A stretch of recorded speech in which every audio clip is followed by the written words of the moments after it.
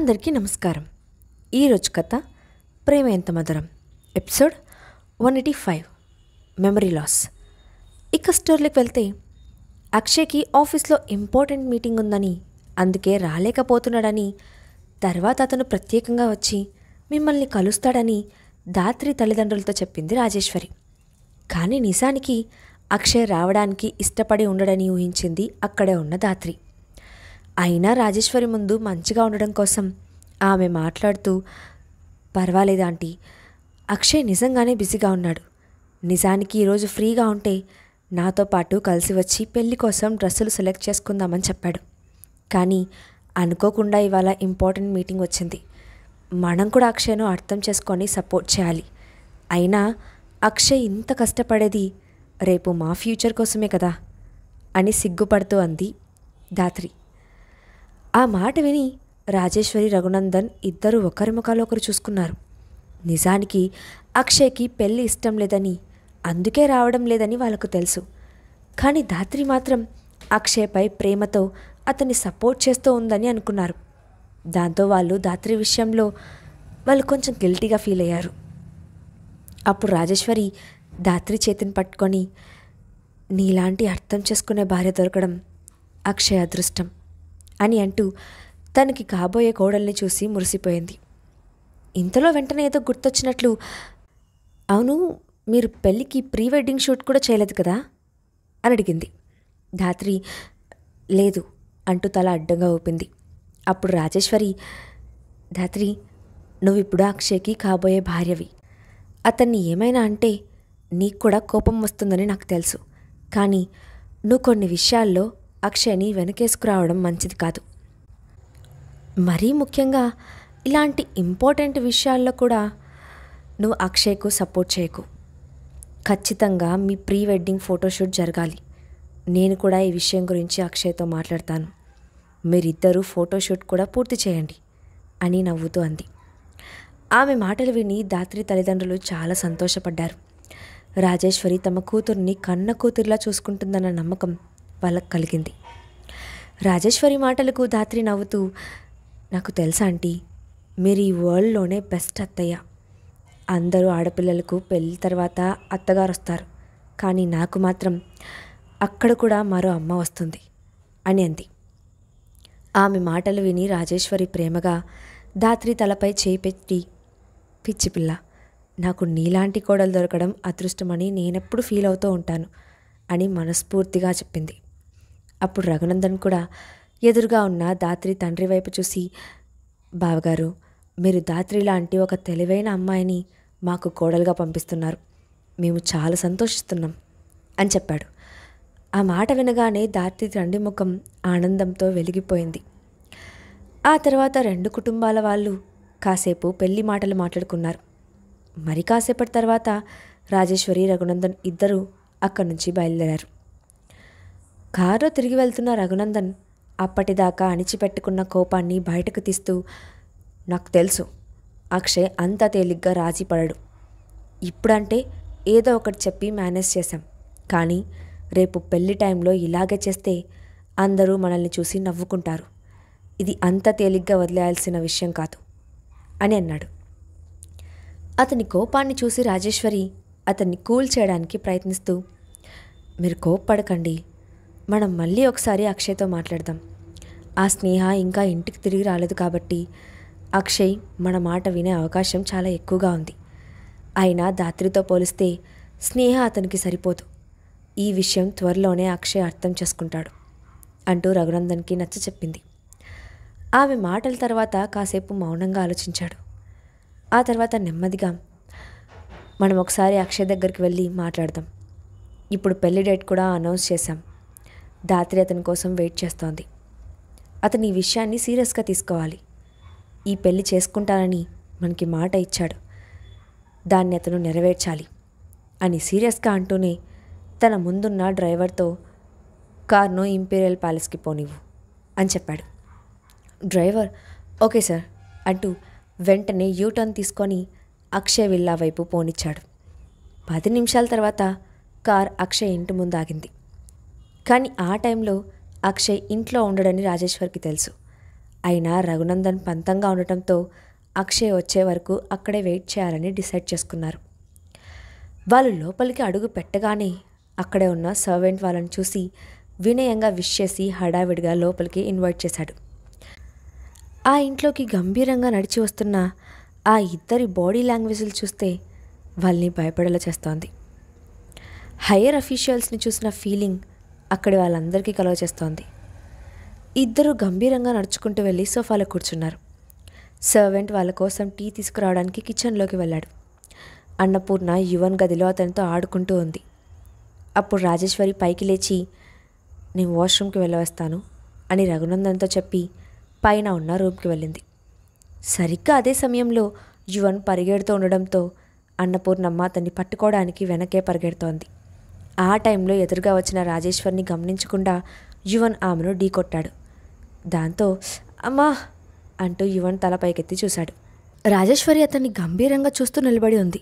దాంతో ఒక క్షణం భయపడిపోయి ఏం చేయాలో తోచక మౌనంగా నిలబడిపోయాడు. ఇవన్నీ చూడగానే కొన్ని రోజుల క్రితం అక్షయ్ ఇంటికి వచ్చినప్పుడు యువన్ దొరికాడు అని చెప్పిన సంగతి గుర్తొచ్చింది. కాసేపటి తర్వాత రాజేశ్వరి కూడా ఏం మాట్లాడకపోవడంతో ఆమె వైపు ఆశ్చర్యంగా చూస్తూ, గ్రానీ, మీరెవరు?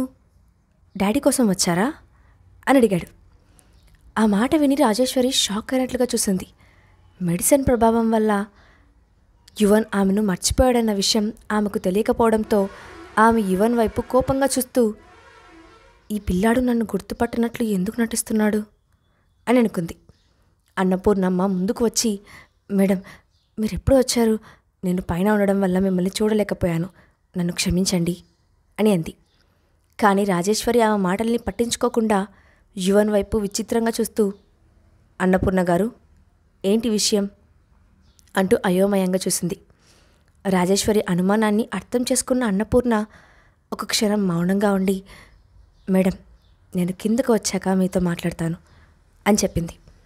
దాంతో రాజేశ్వరి ఆమె వైపు ఒక క్షణం అనుమానంగా చూసి ఆ తర్వాత మౌనంగా తల ఊపి యువన్ని విచిత్రంగా చూసింది.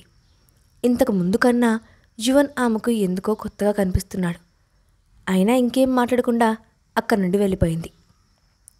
వాష్రూమ్ యూజ్ చేసుకొని కిందకు వెళ్ళిన రాజేశ్వరి నెమ్మదిగా తన భర్త వైపు తల వంచి, నేను పైన ఆ స్నేహ కొడుకుని చూశాను. ఎందుకో చాలా కొత్తగా కనిపించాడు. అతను నన్ను గుర్తుపట్టకుండా కొత్త మనిషిని చూస్తున్నట్లు చూస్తున్నాడు అని చెప్పింది. ఆ మాట విని రఘునందన్ కళ్ళు కూడా ఆశ్చర్యంతో ముడుచుకున్నాయి. రాజేశ్వరి కిందకి వెళ్ళాక యువన్ను గదిలోకి తీసుకువెళ్ళిన అన్నపూర్ణ, యువన్ బాబు, నువ్వు గదిలోనే ఆడుకుంటూ ఉండు, నేను మళ్ళీ నీ దగ్గరికి వస్తాను, సరేనా అని అంది. కానీ యువన్ తాను చూసిన ఆ కొత్త వ్యక్తి గురించి అన్నపూర్ణను ఏదో అడగాలనుకున్నాడు. కానీ అడగలేక మౌనంగా సరే అంటూ తల ఊపాడు. దాంతో అన్నపూర్ణ అక్కడి నుంచి కిందకు దిగింది. ఈలోగా రాజేశ్వరి మాటలు విన్న రఘునందన్ ముఖం చిరాగ్గా పెట్టి, ఈ అక్షయ్ ఈ టైంలో ఆ పిల్లాన్ని తీసుకొచ్చి ఇంట్లో పెట్టాడు. ఈ విషయం ఆ దాత్రికి తెలిస్తే ఆమె ఎలా ఫీల్ అవుతుందో కూడా వీడు ఆలోచించడం లేదు అని అన్నాడు. రాజేశ్వరి కూడా అతను చెప్పింది నిజమే అనిపించింది. అయినా ఆమె ఏమీ చేయలేని పరిస్థితుల్లో ఉండటంతో నిస్సహాయంగా నిట్టూరుస్తూ మౌనంగా ఉండిపోయింది. ఈలోగా అన్నపూర్ణ పైనుండి కిందకు దిగివచ్చి వాళ్ళ ఎదురుగా నించుంది. రాజేశ్వరి ఆత్రం ఆపుకోవాలన్నట్లుగా హడావిడిగా, అన్నపూర్ణమ్మ గారు, అసలు ఇక్కడ ఏం జరుగుతోంది? ఆ పిల్లాడికి ఏమైంది? నన్నెందుకు గుర్తుపట్టలేదు అని అడిగింది. ఆ మాటకు అన్నపూర్ణ నీరసంగా ముఖం పెట్టి, నిజానికి దీని గురించి నాకు తెలియదు మేడం. బాబు ఇంటికి వచ్చినప్పుడు ఇలాగే ఉన్నాడు. అసలు ఏం జరిగిందో నాకు కూడా తెలియక నేను కూడా అయోమయంలో ఉన్నాను. దీని గురించి అక్షయ్ బాబుని అడిగాను, కానీ సార్ నాతో ఏం చెప్పలేదు. కేవలం యువన్ బాబును జాగ్రత్తగా చూసుకోమని మాత్రమే అన్నారు అని చెప్పింది. ఆ మాట విని రాజేశ్వరి రఘునందన్ ఇద్దరూ ఒకరి ముఖాలొకరు చూసుకున్నారు. కానీ వెంటనే రాజేశ్వరి అన్నపూర్ణమ్మ వైపు కొంచెం అనుమానంగా చూసి, మీరేం చెప్తున్నారు అన్నపూర్ణమ్మ గారు అని అర్థం కానట్లు అడిగింది. అప్పుడు అన్నపూర్ణ, అవును మేడం, యువన్ బాబు ఇప్పుడు కేవలం తన తల్లిని మాత్రమే గుర్తుపెట్టుకున్నాడు, నన్ను అక్షయ్ సార్ని కూడా మర్చిపోయాడు అని చెప్పింది. ఆ మాటకు వాళ్ళిద్దరూ వింతగా చూశారు. వెంటనే రాజేశ్వరి కొంచెం సీరియస్గా ముఖం పెట్టి, అన్నపూర్ణమ్మ గారు, మీరు నాతో నిజమే చెప్తున్నారా లేక అబద్ధం చెప్పే ధైర్యం చేస్తున్నారా? మీరు చాలా సంవత్సరాల నుండి మాతోనే ఉన్నారు. నాకు అబద్ధం చెప్తే నచ్చదని మీకు బాగా తెలుసు అంటూ ఆమె వైపు సూటిగా చూసింది. ఆమె కోపం చూసిన అన్నపూర్ణ కొంచెం భయపడింది. కానీ వెంటనే ధైర్యంగా, మేడం, నేను ఇంతవరకు మీకు ఎప్పుడు అబద్ధం చెప్పలేదు. ఇప్పుడు కూడా నేను చెప్పేది నిజమే. యువన్ బాబు మనందరినీ మర్చిపోయాడు. దానికి కారణం ఏంటో నాకు తెలియదు. మీరు దాని గురించి తెలుసుకోవాలనుకుంటే అక్షయ్ సార్ని అడిగితే తెలుస్తుంది అని అంది. ఆ మాటకు రాజేశ్వరి కాసేపు మౌనంగా అన్నపూర్ణమ్మను పరీక్షగా చూసింది. ఆమె అబద్ధం చెప్తున్నట్లు అనిపించలేదు. దాంతో ఆమె తన పక్కనే ఉన్న భర్త వైపు తల తిప్పింది. అతను కూడా రాజేశ్వరి వైపు చూసి చిన్నగా తలాడించాడు. ఆ మాటలను రఘునందన్ కూడా నమ్ముతున్నాడని అర్థం చేసుకున్న రాజేశ్వరి ఇక దాని గురించి అన్నపూర్ణమ్మను రెట్టించకుండా, సరే, నువ్వెళ్ళి మా కోసం డిన్నర్ రెడీ చేయి. ఈరోజు నైట్ మేము ఇక్కడే డిన్నర్ చేయబోతున్నాం అని చెప్పింది. దాంతో అన్నపూర్ణమ్మ హడావిడిగా తల ఊపి, సరే మేడం, ఇప్పుడే వెళ్ళి రెడీ చేస్తాను అంటూ అక్కడి నుండి వెళ్ళబోయింది. ఇంతలో రాజేశ్వరి ఆమెను మళ్ళీ ఆపుతూ, ఒక్క నిమిషం అని అంది. అప్పుడు అన్నపూర్ణ అక్కడే ఆగి వెనక్కి తిరిగి, చెప్పండి మేడం, ఏదైనా స్పెషల్గా వండమంటారా అని అడిగింది. అప్పుడు రాజేశ్వరి తల అడ్డంగా ఊపుతూ, కాదు అని చెప్పి ఏదో చెప్పడానికి సంకోచిస్తున్నట్లుగా తడబడుతూ, నువ్వెళ్ళి యువన్ను కిందకు తీసుకురా. చూసి చాలా రోజులైంది. కాసేపు మేము యువన్తో మాట్లాడతాం అని అంది. ఆ మాట వినగానే అన్నపూర్ణ కొంచెం భయపడింది. గతంలో అయితే ఎలాంటి భయం లేకుండా యువన్ను తీసుకొచ్చి ఉండేది. కానీ ఇప్పుడు యువన్ పరిస్థితి బాగలేదు. అందుకే ఆమె ఆలోచిస్తూ, అక్షయ్ సార్ కూడా ఇంట్లో లేడు. ఇలాంటి టైంలో నేను యువన్ బాబును కిందకు తీసుకొస్తే అక్షయ్ సార్ నన్ను కోపడతారేమో అని అనుకుంటూ అక్కడే నిలబడిపోయింది. అన్నపూర్ణ ముఖంలో కనిపించిన అనుమానాన్ని వెంటనే అర్థం చేసుకుంది రాజేశ్వరి. దాంతో ఆమె ముఖం సీరియస్గా మారిపోయింది. వెంటనే ఆమె, ఏం ఆలోచిస్తున్నావు అన్నపూర్ణ? మేము పిల్లాడికి ఏదైనా ప్రాబ్లం క్రియేట్ చేస్తామని అనుకుంటున్నారా అని సూటిగా అడిగింది. అప్పుడు అన్నపూర్ణ వెంటనే తల అడ్డంగా ఊపుతూ, అది కాదు మేడం, మీరు కోపం తెచ్చుకోవద్దు. యువన్ బాబు చిన్నపిల్లాడు. పైగా ఇప్పుడు మనం ఎవరం యువన్ బాబుకి గుర్తులేము. అలాంటప్పుడు నేను పిలవగానే కిందికి వస్తాడో లేదో తెలియదు. అందుకే ఆలోచిస్తున్నాను అని సాధ్యమైనంత మెత్తగా చెప్పింది. ఆమె మాటలకు రాజేశ్వరి కూడా ఒక క్షణం ఆలోచించింది. నిజమే, ఆ పిల్లాడికి ఏమీ గుర్తు లేకపోతే బలవంతంగా తీసుకురావడం మంచిది కాదు అని అనుకొని, సరే, నాకు అర్థమైంది, మీరు వెళ్ళండి అని చెప్పింది. దాంతో అన్నపూర్ణ లోపలే కొంచెం తేలిగ్గా నిట్టూర్చి అక్కడి నుంచి కిచెన్లోకి వెళ్ళిపోయింది. కానీ వెంటనే ఆలోచిస్తూ, మేడం ఏ క్షణంలో ఏం చేయమంటారో అర్థం కావడం లేదు. ఈ టైంలో అక్షయ్ సార్ ఇంట్లో ఉంటేనే కొంచెం బాగుంటుంది అని అనుకొని వెంటనే తన ఫోన్ తీసుకొని అక్షయ్కి ఫోన్ చేసి విషయం చెప్పింది. అంతా విన్న అక్షయ్, నేను ఇప్పుడే బయలుదేరుతున్నాను అని చెప్పి ఫోన్ కట్ చేశాడు. దాంతో అన్నపూర్ణమ్మకు కొంచెం భారం దిగినట్లయింది. మరోవైపు తన గదిలో ఉన్న యువన్ కాసేపటి క్రితం తాను చూసిన రాజేశ్వరి గురించి ఆలోచిస్తూ ఉన్నాడు. నేను ఈ గ్రాణిని ఇంతకుముందు ఎప్పుడూ కలవలేదు. కానీ నాకెందుకు ఆమె నాకు బాగా తెలుసు అని అనిపిస్తుంది. ఒకవేళ నేను డాడీని మర్చిపోయినట్లే ఆమెను కూడా మర్చిపోయానా?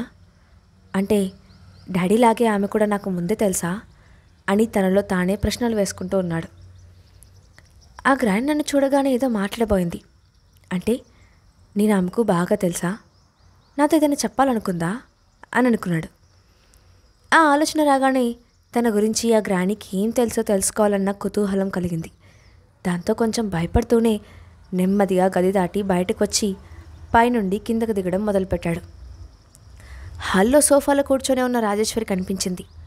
ఆమె పక్కని సీరియస్ ముఖంతో ఉన్న ఒక తాతయ్య కూడా కూర్చొని ఉండడం గమనించాడు యువన్.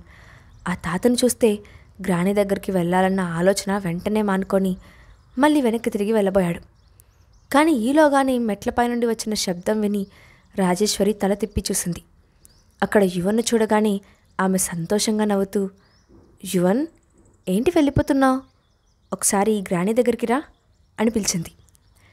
ఆమె నోటు నుండి తన పేరు వినగానే యువన్ కళ్ళు మెరిశాయి. నిజంగా ఆమెకు తను తెలుసని యువన్కి అర్థమైంది. దాంతో నెమ్మదిగా కిందకి దిగి ఆమె దగ్గరికి వెళ్ళి రాజేశ్వరి ఎదురుగా నుంచొని తన పెద్ద పెద్ద కాళ్ళను టపటపలాడిస్తూ, గ్రాని, నేను మీకు తెలుసా అని అడిగాడు. అప్పుడు రాజేశ్వరి అవునని తల ఊపుతూ, నువ్వు నాకు బాగా తెలుసు యువన్, నేను నీకు గ్రానీనవుతాను, నువ్వు నన్ను గుర్తుపట్టలేదా అని అడిగింది. యువన్ వెంటనే లేదన్నట్లు తల అడ్డంగా ఊపాడు. అప్పుడు రాజేశ్వరి ఆలోచిస్తూ, కనీసం నీకు మీ మమ్మీ డాడీ అయినా గుర్తున్నారా అని ఆరా తీస్తున్నట్లుగా అడిగింది. ఆమె ప్రశ్న అడిగే విధానం యువన్కి కొంచెం కష్టంగా అనిపించినా వెంటనే సమాధానం చెప్తూ, నాకు మా మమ్మీ మాత్రమే గుర్తుంది, మా డాడీ గుర్తులేడు అని చెప్పి వెంటనే ఆశగా ఆమె కళ్ళల్లోకి చూసి, గ్రానీ, నీకు మా మమ్మీ ఎక్కడుందో తెలుసా? నేను మా మమ్మీతో మాట్లాడి చాలా రోజులైంది అని దిగులుగా చెప్పాడు. ఆ ప్రశ్న వినగానే రాజేశ్వరి ఒక్కసారిగా ఉక్కిరిబిక్కిరైంది. యువన్ తల్లి కనిపించకుండా పోవడానికి తానే కారణమనే గిల్టీనెస్ ఆమెలో కనిపించింది. యువన్ ప్రశ్నలకు రాజేశ్వరి ఏం సమాధానం చెప్పబోతోంది? తన తల్లిదండ్రులు చెప్పిన పెళ్లి పనులకు అక్షయ్ ఒప్పుకోబోతున్నాడా? నెక్స్ట్ పార్ట్లో చూద్దాం. Thanks for watching.